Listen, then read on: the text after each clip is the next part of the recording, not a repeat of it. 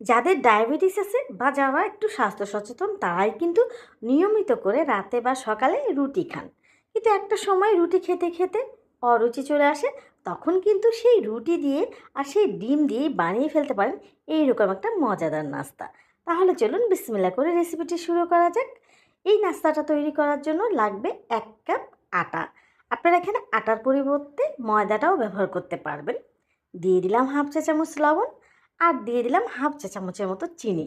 Diabetes যাদের আছে তারা চিনিটা অবশ্যই বাদ দিবেন। এবার ভালোভাবে সবগুলো উপকরণ একটু মেখে নেব। এখানে আমি হাফ কাপ নর্মাল রুম টেম্পারেচারে থাকা পানি দিয়ে দিব।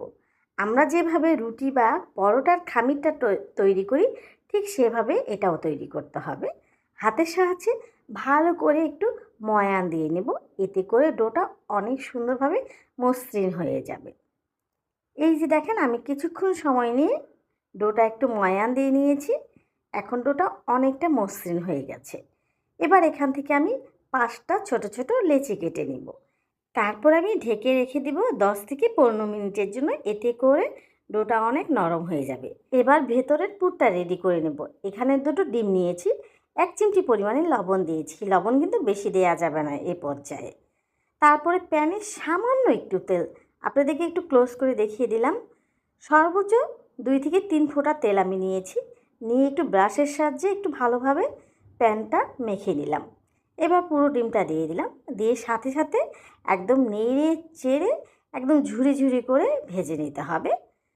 খেয়াল রাখবেন খুব একটা বেশি ভাজবেন না, কিন্তু যখন দেখা যাচ্ছে একদম ঝুরি ঝুরি হয়ে গেছে তখন প্যান থেকে তুলে নেবেন ডিমগুলো।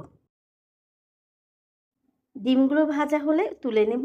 একই প্যানে আমি ছোট চা চামচের হাফ চা চামচের মতো একটু তেল দিয়ে দিলাম। আপনারা দেখেই বুঝতে পারছেন কত সামান্যটুকু তেল দিয়েছি। এবার দিয়ে দিলাম 1/4 কাপ পেঁয়াজ কুচি, আর 3-4টা দিয়ে দিলাম এখানে আমি কাঁচামরিচ কুচি। এবার সামান্য একটু সটে করে নেব যেন পেঁয়াজগুলো একটু নরম হয়। যখন পেঁয়াজগুলো একটু নরম হয়ে আসবে সে পর্যায়ে দিয়ে দেব আমি ভেজে রাখা ডিমটা। দিয়ে দেব স্বাদে ম্যাজিক মশলা 1 প্যাকেট। এটা কিন্তু অপশনাল, হাতের কাছে থাকলে দেবেন, না হলে এমনিও করতে পারবেন। আর এই ম্যাজিক মশলাটা দিলে কী হয়, পুরটা খেতে বেশি ভালো লাগে। এখানে ডিমটা ভাজার আর কোনো দরকার নেই, সবগুলো ভালোভাবে মিশে গেলে তারপরে নামিয়ে নিয়ে ঠান্ডা করে নেব। আপনারা কিন্তু এই পর্যায়ে যে কোনো সবজি ব্যবহার করতে পারেন, গাজর, ক্যাপসিকাম অথবা চিকেনও ব্যবহার করতে পারবেন। এবার সেই যে আমি ডোটা রেডি করে রেখেছিলাম সেখান থেকে একটা লেচি নিয়ে নিলাম, নিয়ে এবার পাতলা করে